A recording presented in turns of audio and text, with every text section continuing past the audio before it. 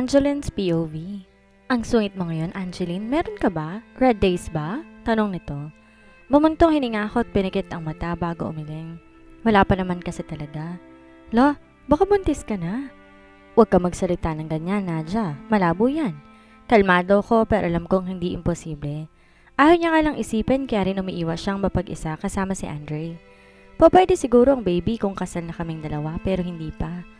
Ang dami pang sinabi ni Nadia ngunit di niya na pinakinggan. Excited na kasi ang isip niya sa fried itik, kaya natubigan ang sasakyan sa tapat ng Montero Empire Realty, agad niyang binuksan ang pinto. Mauna na ako. Ingat! Ingat sa pagbuka. Mabilis kong sinara ang pinto para matigil na ito. Nagmadali pa akong pumasok sa building at tumiretso sa elevator. Nakangiti nga ako sa maaaring pagkain sa mesa ko at talagang nang makarating yun lang ang pinansin ko. Sininghot ko pa ang bango ng amoy niyon. What will I get in return, Miss Di Pasupil? That fried duck irritated me. The smoke didn't even smell good. Napasimangot ako at nilingon siya sa gilid ko. Sa lubong ang kilay nito, matalim ang mga matang tingin. Idagdag pang magulo ang necktie at buhok nito. And so what, Mr. Andre? This is my privilege as your fiancé. Mahinahon akong umupo kahit pa sobrang sama na ng tingin nito. Karapatan ko naman siguro mag-demand, lalo pat malaki ang pinabang ko rito pagdating sa kama. Really, sweetie? As far as I know, I haven't accepted you as my... Natigilan to matapos tumunog ang elevator at lumabas doon ang matandang Montero. Maging ako'y nanlaki ang mata at napatayo. Andre, let's have a serious meeting in your office. Pikas na matanda bago tuloy-tuloy tinungong opisina. Nagmamadali pang sumunod doon si Baron. Kita kong napapikit ng mariin si Andre bago umayos ng tayo at muli akong sinunyapan. Don't go anywhere, Angeline. Mamaya ka sa akin. Sa nagbabanta nitong boses bago tumalikod. Umawang ang labi ko at nanghihinang napaupo. Gusto kong takbuhin ang opisina at magpakilala sa matandang Montero upang makasal na kami ni Andre, ngunit ang nagbabantang boses ng binata ang umiikot sa isipan ko.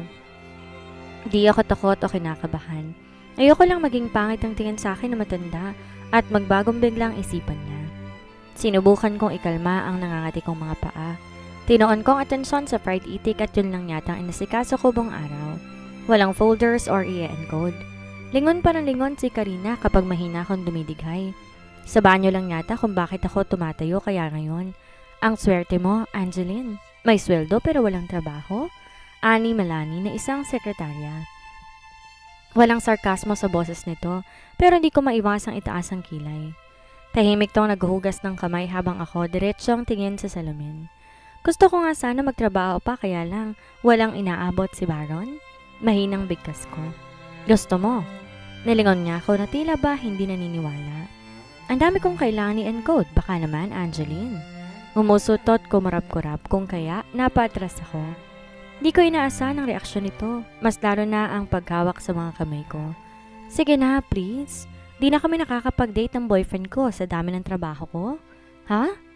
Nagdadalawang isip ako kung tatanggapin ko yon. Ngayon ko talaga masasabing bugok si Andrea. Kita ko naman laging abala ang mga sekretary niya kumpara sa akin. Sige, Melanie. Iwan mo na lang sa mesa ko ang iba bukas. Nagkasundo kami sa ganon bago bumalik sa kanya-kanyang mesa. Nataranta ako na makitang papasok na ang matandang Montero sa elevator kung kaya't nagmamadali ako papalapit doon para makausap to tungkol sa kasal. Mr. Montero, sigaw ko ngunit tuluyan ng sumarang elevator. Naiinis kong pinilit pindutin iyon ngunit wala na talaga. Masamang tiningnan ni Angeline ang pinto ng opisina ni Andre at galit na lumapit doon.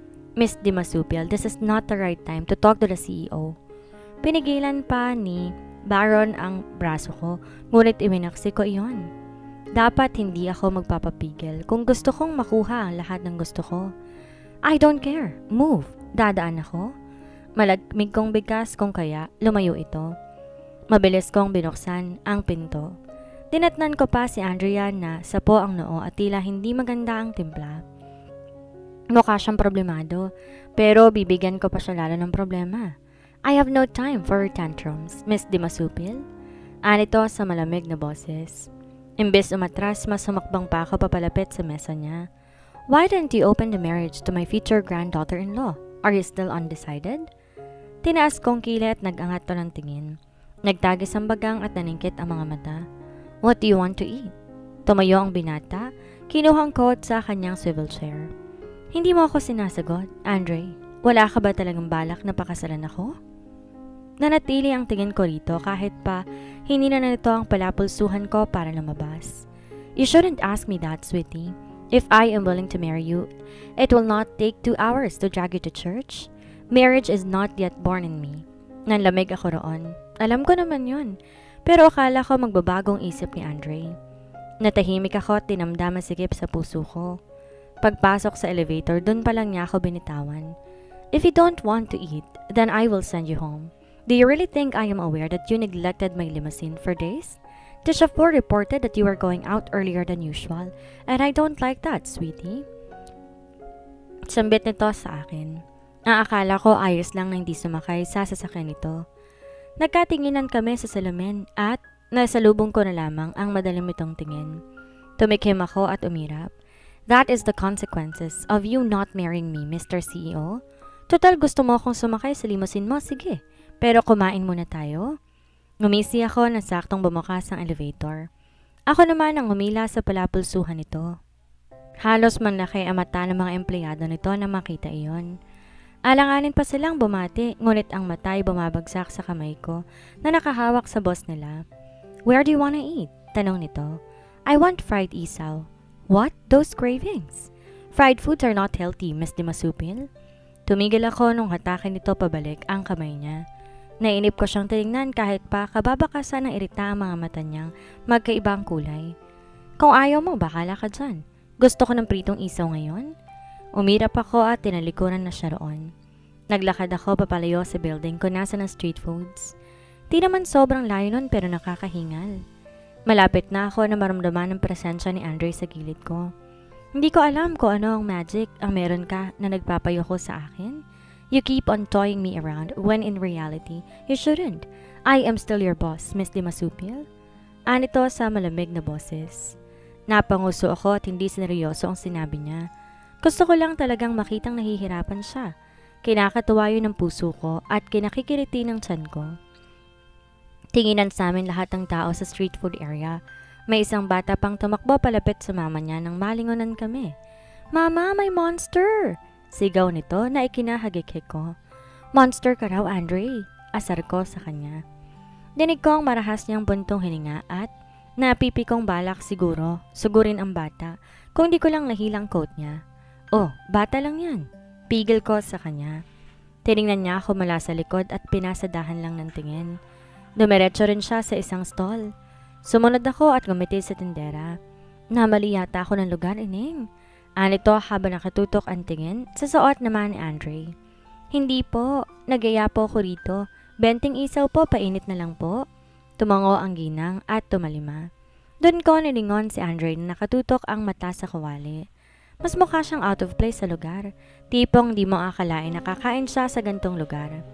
Ang puti ng long sleeves niya, tuwid ng suit angat na angat. Kahit yata malayo mapapalingon ka sa kanya eh. Are you sure it's safe to eat? The oil is turning dark. There might be illness you can get. Shut up, Andre. Whatever sickness it is, gusto ko yan at kakainin ako niyan. Ngumisi ako at di na siya pinansin. Nang iabot na ng ginang ang 2 baso ng isaw. Pinanlakihan ko ng mata kaya't iritado na lang na kinuha. Let's go. Umakpa na nga siyang ahakbang ngunit pinigilan ko ang coat niya. Bayaran mo, Andre. Mahinang bigkas ko. Hinatak mo ko dito tapos ngayon ako ang pagbabayarin mo? Naiinis pang sabi nito. But I just lovingly ate one of the fried isaw. Fine, woman. Make sure you will pay for this. And you know what I mean? Kumibit balikat ako at nagpatuloy lang sa pagkain habang siya ay nag-abot ng 1,000 sa tindera. Wala po akong barya, sir. Keep the change. Malamig niyang tugon bago mabilis na hinapit ang bewang ko. Paghipit sa harapan ay nandoon na ang limousine niya at bukas na ang passenger seat. Walang salitang tumuloy kami doon, ngunit pagsara nito sa pinto at paganda ng sasakyan, na siya ring pagbaba ng mga labi nito sa labi ko at madiin akong hinagkan. Take it easy, Andre. Lumayo ako at sumiksik sa binata. Dinig ko ang malalim itong buntong hininga ngunit di ko siya pinansin. Tahimik ako kumain ng fried isaw. Why is it so hard to have a conversation with you these days, Angeline? Ha? Nilingon ko siya at nasalubong lamang kaseryosohan na magkaibang kulay ng kanyang mga mata. Maybe because we are not married, Andre. Tingin mo, sarkasiko nitong bigkas. Natahimik ito at hindi kumibo kaya mahina akong natawa. Ano ba ang aasahan mo sa taong takot sa commitment?